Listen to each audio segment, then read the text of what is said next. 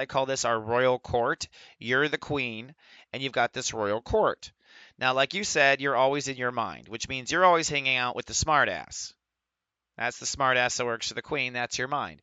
And in your case, yes, your mind is very active. But your mind needs the smartass needs to interview your feelings and needs to interview your heart.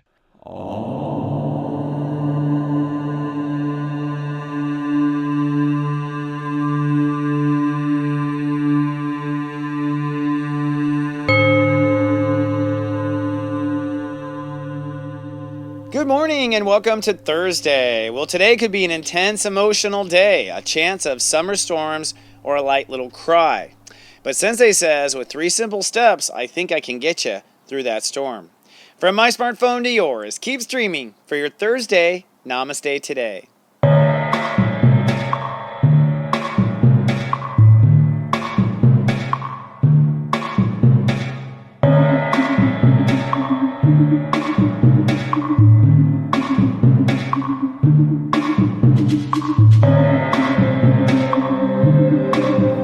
Welcome to Namaste today, a joyful way to start your day. I'm your host and spiritual life coach, stepº22. My modality is psychic astrology, and my personal mission is to stand in my heart and help other people come into theirs. Namaste, my friend, and welcome to Thursday. Well, today may be a little bit of a turbulent day. Today, the universe is trying to bring us to where we feel we truly belong, and the only problem is will we go kicking and screaming, right? Well, Sensei has 3 simple steps in today's Megascope that'll help you get through that storm. But first, let's take a look at today's zodiac weather. This zodiac weather is for Thursday, July 14th, 2016. Looking at the 5-day moodcast, tomorrow you're overcast and seeking love. However, Saturday will be sunny and very focused, and Sunday I predict to be sunny and sacred.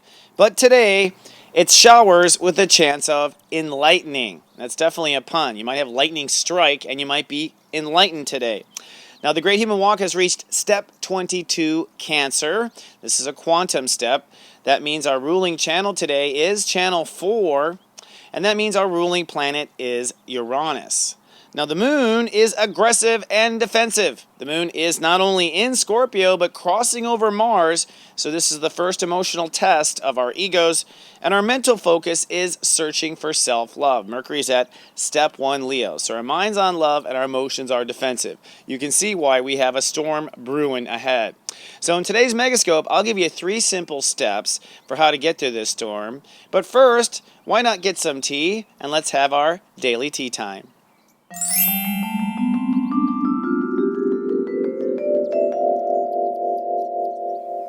Hello, my friend, and welcome to our tea time.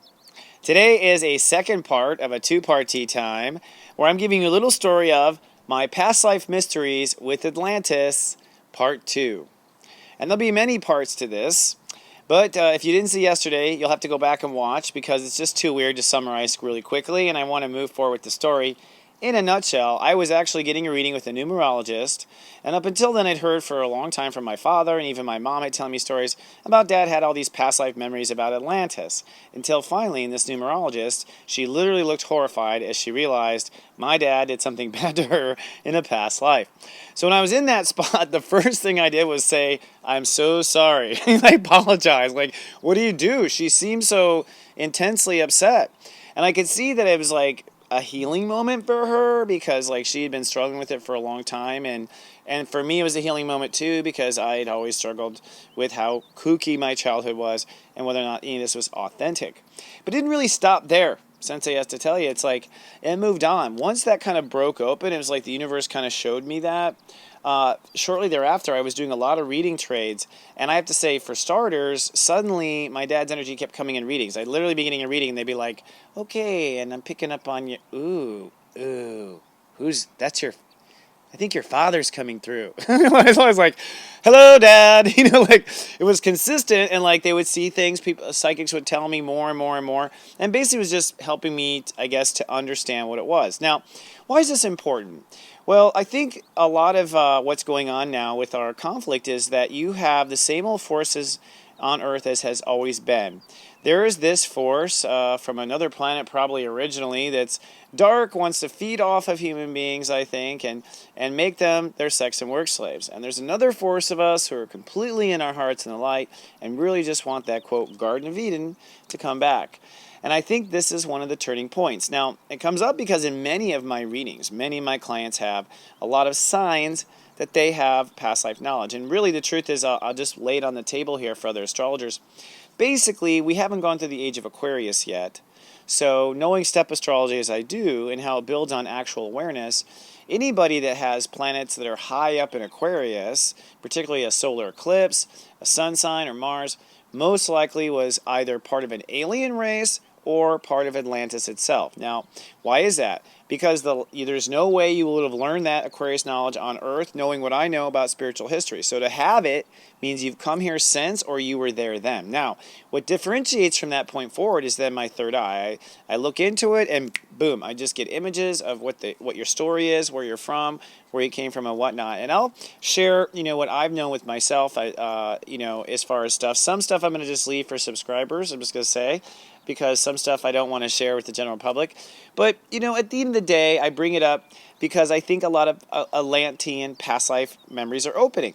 I think a lot of the anger and the frustration that people are having on Earth goes back forever. I think a lot of the fear that people have that the Earth will be destroyed goes back forever. Chris, what's the point of telling us all this? The point is to know you're not crazy. The point is to see if this resonates for you too. The point is for us to collectively get some answers, I think, for humankind once and for all.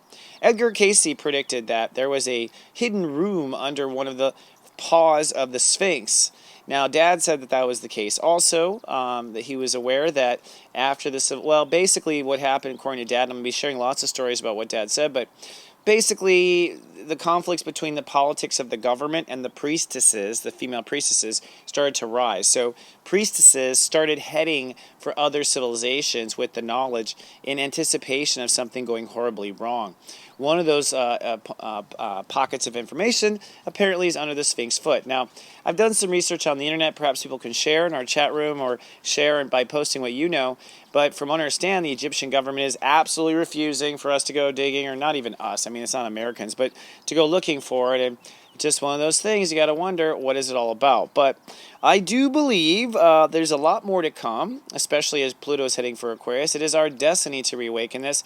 And I do believe that our founding forefathers of the United States were attempting, with the most advanced knowledge they had, to create as close as they could a utopia once again, and that was, I think, their past life memory of Atlantis too. So more to come about this. I will say that it came up in many times in dreams, it came up in readings, it came up all over my life. So just put those pieces for yourself together. And without further ado, I'm going to take a sip of my tea and channel what I call the Megascope. This is a channel for you. It's from my other side, my left brain, and who knows what the spirit has to say. Okay.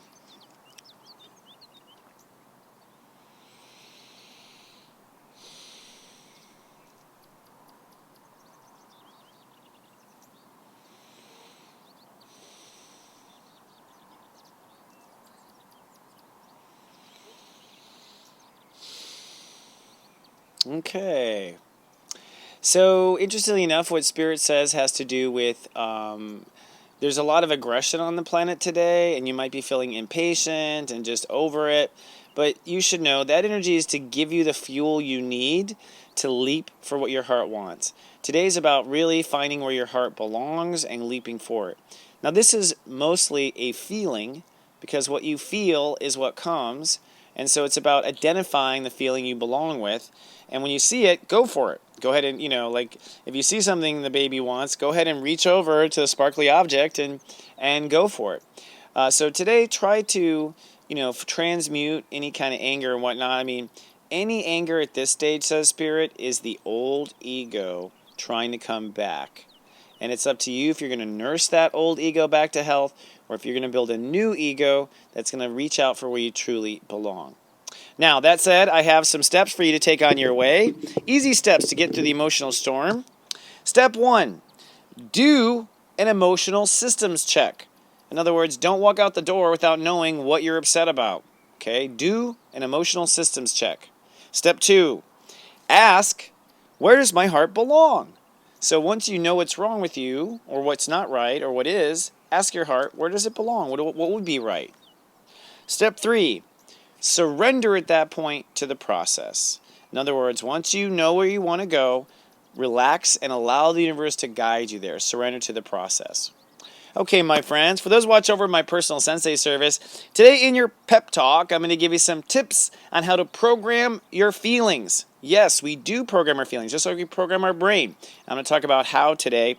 And also at 3 o'clock for your eye candy, I'm going to remind you, according to your astrological data in my system, where I believe you belong. Sometimes you need a reminder. Sensei's here to help you with that. For everyone else, come on and join our private, safe community at stepº22. You can try it for just $1.99. You'll get soul support through the day. Find out more at Serious Joy. And we're out there under finding where you belong. Please do remember that Sensei loves you. And live, love, be.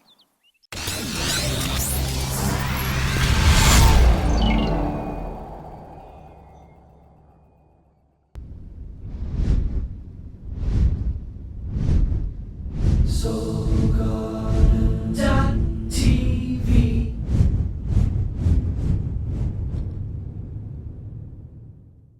Introducing Secrets of Birthdays. Bow chicka bow wow. Are you ready to find love? Bow chicka bow wow. Your secrets are coming out. Bow chicka bow wow. All those sexy secrets are available at secretsofbirthdays.com. Bow chicka bow wow, baby.